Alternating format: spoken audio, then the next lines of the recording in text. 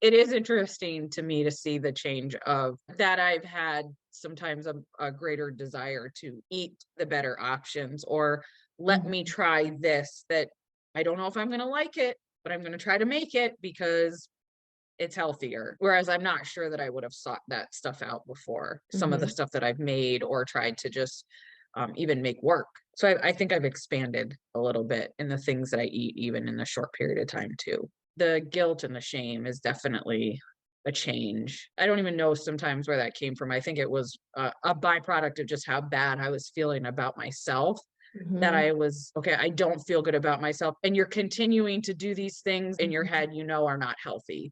So I think sometimes that's where it was coming from more than, the actual food or the actual item itself. That's a really good connection of the whole picture together. A little bit of it was, one, can I be all in? Can I actually do this if I say I'm going to? And the other was just, sort of the hesitation of, which I think so many of us struggle in different areas of do I need help in Mhm. this, and will anything change? And I think getting to that point of seeing through the summer for me, and knowing that I was at a point where I just really did not feel good in myself at that time, and I wasn't able to remedy that myself. I sort of reached a weird breaking point at the end of the summer of something has to change. I have to do something different to get a different result, because I've been doing this now for a year. A year Mhm. ago, I felt good. Here I am a year later, I don't feel good. So I think it was in some ways something I'd been thinking about for a long time, but then also just sort of a light switch moment of rip the Band-Aid off and do this. What's the worst that's going to happen? You be in the same place in 6 months, or maybe you're in a better place. So I think it was just sort of a tip of the iceberg moment for me of heading into a new school year, which for me is very much Yeah. more of a new year than, say, a January 1 for me, just in the cycle of my life, Mhm. and feeling like I didn't want to live another year feeling how I was feeling at that moment. And then the other piece was not knowing where to start. You Yeah. had a pretty good handle on the formal exercise. You've been doing that for a while. And then the nutrition piece, you felt like, I don't even know where the opportunity is. I think some of it was my schedule. My routine is that I don't have a standard routine. Mhm. That is the routine of my job. And thinking and knowing that it is always very inconsistent, that I am traveling at times, that I do have long hours and long days, of how to make that work in a Mhm. healthy way. The dynamic of what I do is a lot of drive-through days, we call them, of where you're just taking whatever food is available. So figuring out how to make that work, but also I think having an all or nothing Mhm. mentality of that it has to be this strict, Yep. stringent, stereotypical diet of I have to eat 1,300 calories and starve my life away. And thinking really that that was the only answer. And I think some of that even probably led to some of my hesitation to make a change, of that fear of, if this is what it's going to be like, that has not been an enjoyable Mhm. experience. And even if it's going to make me quote unquote better, no one wants to do something that you don't find enjoyable. Just not knowing where to start in my routine, not knowing if it was going to be, swinging the pendulum the other way and being really restrictive. And also just not being in a space for a lot of my life where it was centered around healthy food and healthy options, and kind of setting that standard and example to have something to follow. That was also your first breakthrough in a sense of realizing that you didn't need to overhaul everything you were doing to see progress. And you didn't have to eliminate anything or starve. Mm-mm. No, I think probably even in the first half of us working together, and even still sometimes now, probably, to be honest, there's that desire to have that really quick fix, like the quick fix of, oh my God, I just want to lose 10 pounds and I want to lose it really fast. Mhm. But being able to also be reflective and see, I have done that in the past, but then I also reached a point where I was at my highest weight ever. So that it obviously was achievable, but not sustainable. Those are two different things. I mean, I think sometimes we think they're the same, but it's not. Seeing that and realizing, okay, the quick fix maybe isn't it. So I think sometimes I still struggle to accept that, because it is that I want it quick and I want it now and I want it done. But also seeing that over this time, it's been a chaotic 6 months. I've had a lot Mhm. going on and all of these things, and yet still have not been putting the weight back on. It's continuing to trend in the direction I would prefer. Absolutely. Absolutely. In 6 months, you made so much progress. I mean, you lost that weight, but like you said, the method you were using before that led you to be Yep. starving and overly restrictive, yes, you lost a scale weight faster, but like you said, it came back faster. So it was not really something that you could maintain in either setting.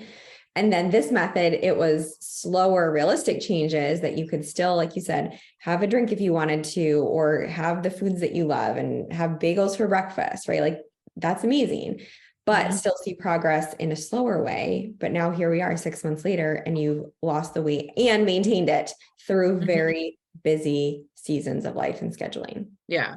And I think that's what helps me feel capable to continue to Yeah. do that now Yeah. of, okay, it's not going to get any easier. It's going to continue to be crazy. All of that's going to continue on, Right. but seeing that it was possible over the last 6 months makes you feel like, okay, it can be possible for the next 6 months too. And who knows where you land weight wise. I don't know where Mhm. I will land, which is obviously a different spot than where I started at too. But that I think I can continue to make positive changes. Yes, because you're enjoying what you're doing. It's realistic with your schedule and you have the tools, you have the skills, you know what to do and pivot when you're traveling or when you're home or when you're going out to eat. You've navigated all those different settings of life, which is so important to do on your own now and then see, okay, this is looks different, but I can get back to the things that I know support me. And it comes back to that feeling of how I want to feel. Absolutely, for sure. Just day to day, I'm definitely moving more. There's no doubt that getting a dog at the same time of meeting you was very helpful in Yeah. forcing that and reinforcing moving more during the day. So even if that was a backdoor strategy Yeah. to add some Yeah. steps in the day, that's such a change in just day to day of what I'm doing. I mean, Mhm. yeah, the weight's better, food choices are better, those things kind of on the surface, but just mindset wise of being nicer, Mhm. being a little bit more graceful and not always seeking for it to be perfect, I think is a change. It's not a complete 180. I still Mhm. have those moments of struggle or where I'm tough on myself in this space, but being more mindful of that, I think is a positive change and just being more accepting of myself and where I'm at right now. Which is everything for you, right? Is to be kinder and gracious and accepting versus being just mean and so hard on yourself that I think the way you talk to yourself, you think about how you want to feel in the future, even putting together a meal in the moment of, yeah, I could do the easy option. And some days that happens, but more often, the frequency of your choices of being more forward thinking are so much greater. For sure. I think so. And even the times when, where it is a struggle of what I want to do versus what I end up doing, as much as last night, it was, I didn't take something out. What can I do?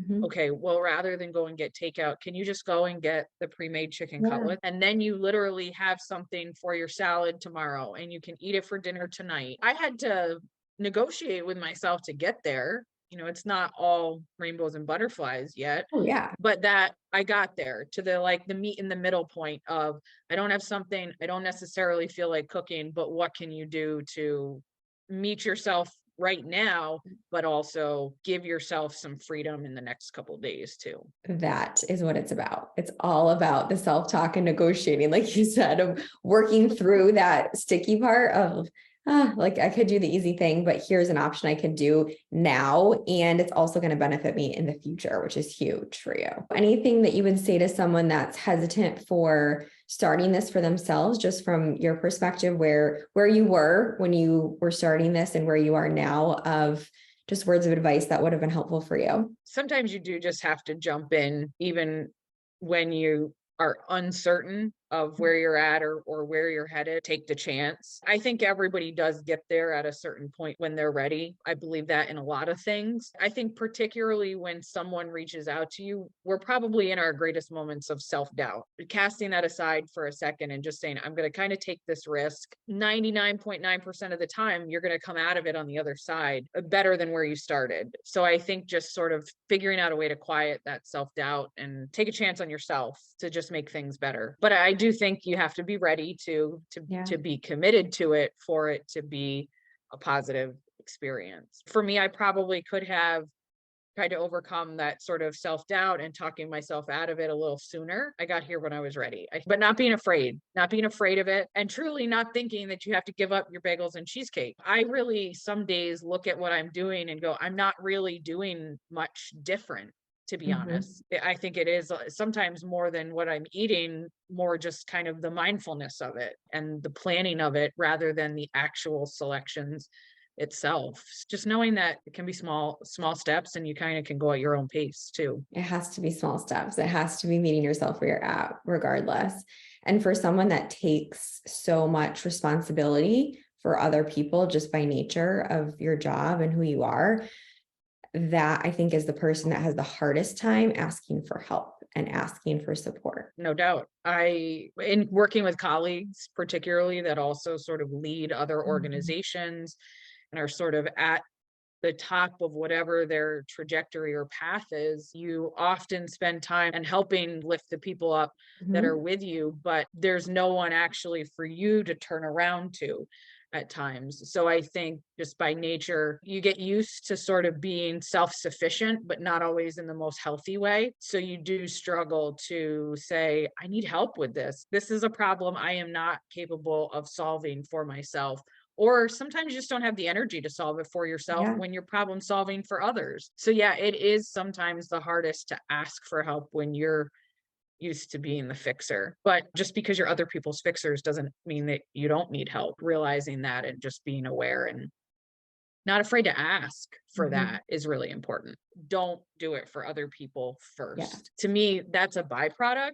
Like if Yeah. I did this for myself, then it does benefit the people around me. I think if you're only doing it for other people, then you might not be all in. That it truly does have to be for you, for yourself, which feels selfish at times. I get that, but it definitely has to be for yourself. I needed it to benefit Yeah. me. And then if it helps the people around me, well, that's gravy. That's bonus, but I needed it to be beneficial for me. Absolutely. Well said. We all need it for ourselves first. And like you said, the side effect of that is having more capacity for Mm. others. You're able to have to show up differently, I think, for your roles too. It is for sure. I think guilt is always something that you struggle with. No matter what role you're in, where other people are asking things of you Yeah. or expecting things from you, whether it's a parent Yeah. or a leader or whatever. Yeah, it's hard. I mean, I struggle even some days just making time to go to the gym, but I 10,000% always feel better afterwards, even if it's in the middle of the day, and I have to sort of negotiate when do I make up that time somewhere else for my job or for something else, just knowing how it feels on the end that you do feel better, whether it's re-energized or healthier or whatever it is. It has been helpful to have a teammate, so to speak. I Yeah. kind of see everybody around me as a teammate in some capacity, whether it's in my job or just in life in general. So to get through that and have somebody who sometimes it's a gut check. You've been the gut check of, hey, like, cut it out. It's fine. You're doing fine. Right. And Right. so sometimes it is just having kind of that positive voice to quiet some of the stuff that we all spin in our own heads. It's been really good. It's been something I've looked forward to. I appreciate it for sure. We all need support, I think is the theme. We do.